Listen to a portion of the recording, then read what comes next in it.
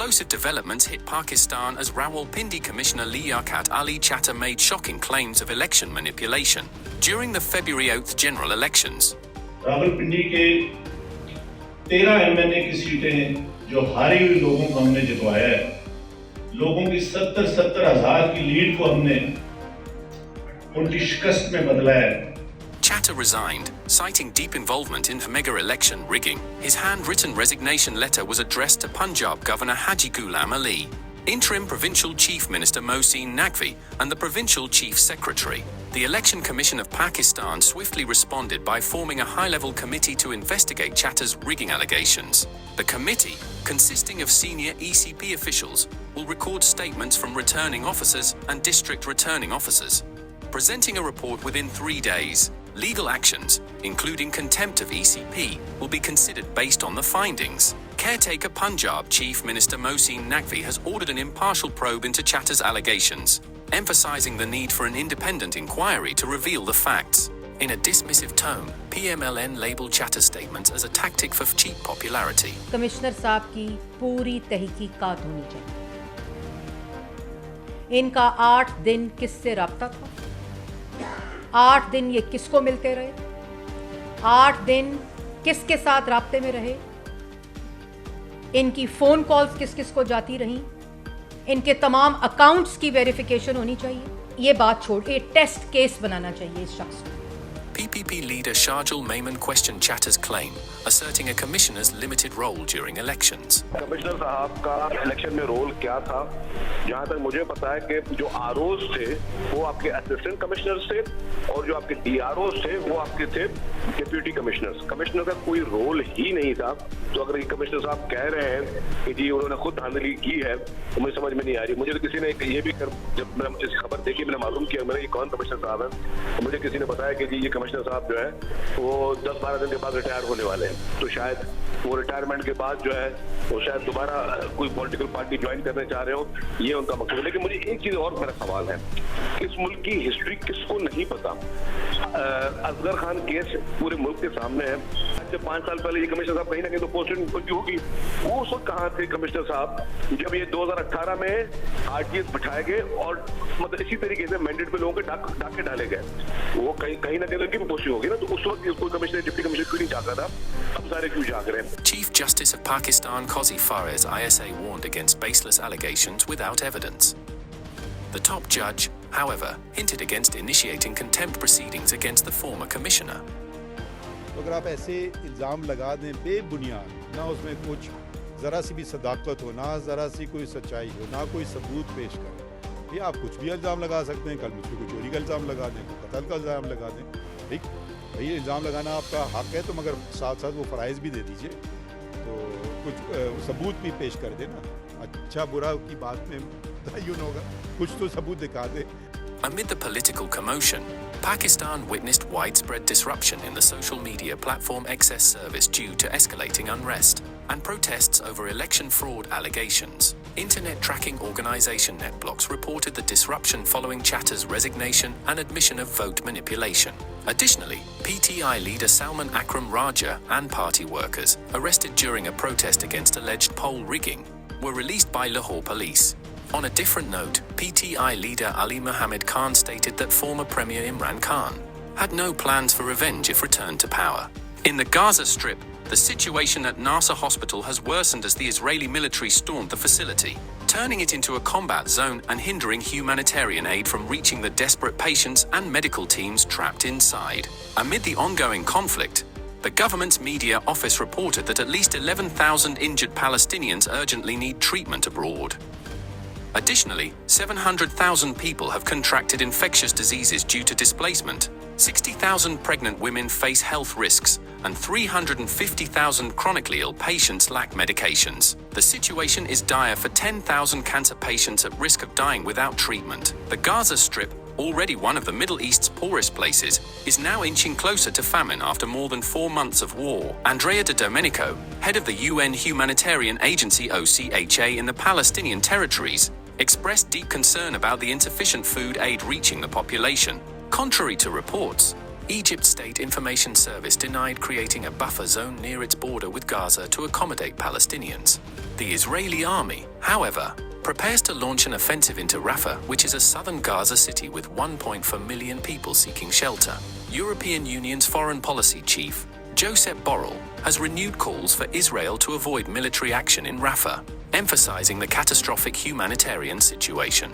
Borrell also urges Hamas to release all Israeli captives in Gaza. In a potential diplomatic move, a delegation of Israeli officials is expected to arrive in Qatar next week to negotiate a new prisoner exchange deal with Hamas. However, no breakthrough has occurred in the ongoing truce negotiations due to differing demands. Hamas chief Ismail Haniyeh has demanded a complete cessation of aggression, withdrawal of the occupation army, and lifting of the unjust siege for a ceasefire agreement. He blames Israel for the lack of progress. Meanwhile, United States Secretary of State Antony Blinken sees an extraordinary opportunity for Israel's integration into the Middle East, emphasizing the urgent need for a Palestinian state ensuring Israel's security. Every Arab country now genuinely wants to integrate Israel into the region, to normalize relations if they haven't already done so, to provide security assurances and commitments so that Israel can feel more safe and more secure.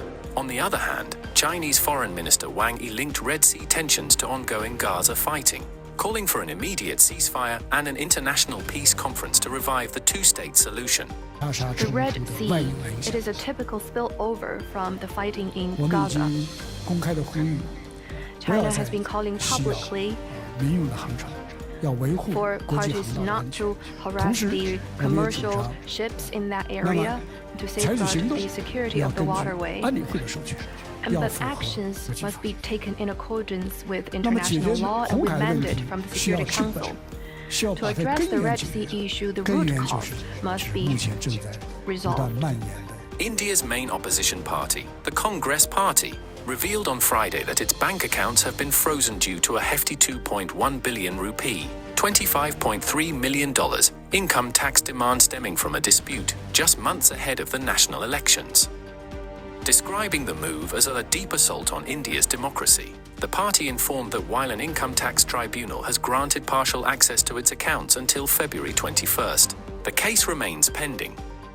Congress Treasurer Ajay Maken expressed concern to reporters, stating that the party lodged a complaint against the tax department after banks were instructed to freeze its funds. Maken lamented the financial strain, highlighting difficulties in paying essential bills and salaries for their staff. हम लोगों को परसों ये जानकारी मिली कि जो check हम लोग इशू कर रहे हैं वो बैंक्स उस चेक को ऑनर नहीं कर रहे हैं। उसके ऊपर जब हम लोगों ने आगे छानबीन करी तो हमें बताया गया कि देश की The frozen accounts encompassed funds garnered through crowdfunding and membership drives, with the tax dispute tracing back to the 2018 to 19 period. Despite attempts to reach the income tax department for comment, there has been no response. However, a reliable source disclosed that Congress was initially required to pay 1.05 billion rupees in taxes, but due to delays, this amount escalated to 1.15 billion rupees, resulting in the freezing of an equivalent sum in the party's accounts. Clarifying the situation, the source emphasized that Congress remains able to transact funds, with the freezing being a routine procedure for tax defaulters. The timing of the tax department's action, just preceding the announcement of dates for the general election slated to be held by May, adds a layer of complexity to the situation. Despite Congress's historic stature, it has faced setbacks since Prime Minister Narendra Modi's ascent to power in 2014. Congress President Mallikarjun Kharge took to social media, decrying the move as an act of a power-drunk Modi govt, and appealed to the judiciary to safeguard India's multi-party system and democracy. Although surveys indicate a favorable outlook for Modi's re-election bid, Congress is projected to make modest gains in the upcoming polls. In a significant blow to former United States President Donald Trump, a New York judge ruled that he must pay $354.9 million in penalties for fraudulently inflating his net worth to deceive lenders. The decision, issued by Justice Arthur Engoron after a contentious trial, also prohibits Trump from serving as an officer or director of any New York corporation for 3 years. Trump's lawyer, Alina Habba, pledged to appeal the ruling. 𝐒𝐭𝐤's ruling cancels a prior order for the dissolution of companies controlling Trump's real estate empire, instead appointing an independent monitor to oversee his businesses. Trump's lack of contrition during the trial led 𝐒𝐭𝐤 to criticize him sharply, stating that Trump and the other defendants are incapable of admitting the error of their ways. The lawsuit, brought by New York Attorney General Letitia James, alleges that Trump and his family businesses overstated his net worth to secure better loan terms. Trump has dismissed the lawsuit as a political vendetta. The penalties, totaling over $450 million, also apply to Trump's adult sons, Don Jr. and Eric, and former Trump Organization CFO Alan Weisselberg. James hailed the ruling as accountability for Trump's lying, cheating, and staggering fraud. 𝐒𝐭𝐤's decision could have significant ramifications for Trump's real estate empire as he faces multiple legal challenges, including criminal indictments. Throughout the trial, Trump's behavior was criticized, with 𝐒𝐭𝐤 noting his reluctance to answer questions directly and his tendency to deliver irrelevant speeches. Trump's credibility was severely compromised as a result. Trump may be required to deposit the judgment amount plus interest during the appeal process. However, his ability to secure loans is uncertain following 𝐒𝐭𝐤's findings of deceit. Despite these legal battles, Trump remains active in politics, leading the race for the Republican nomination for the 2024 presidential election. The outcome of Trump's legal battles and their impact on his financial status remain uncertain, with his real estate holdings and social media venture potentially affected.